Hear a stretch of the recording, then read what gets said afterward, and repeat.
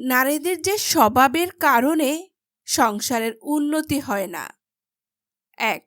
সকালে দেরি করে ঘুম থেকে ওঠা। ২. সংসারে পুরুষদের চেয়ে নারীদের বেশি বুদ্ধিমান মনে করা।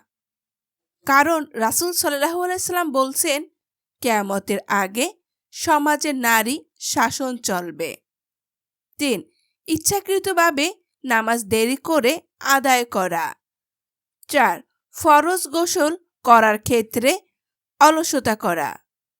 ৫. আত্মীয় এবং পরিবারের সম্পর্ক ছিন্ন রাখার মানসিকতা থাকা।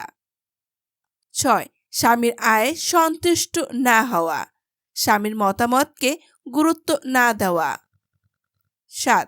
ফজরের নামাজ কাজা করা, যদিও ফজরের নামাজ দিয়ে দিন শুরু করার কথা বলা হয়েছে। ৮. দান খয়রাত না করা। প্রিয় দর্শক, আমলের নিয়তে ভিডিওটি শেয়ার করুন এবং অন্যদের জানার সুযোগ করে দিন। ধন্যবাদ।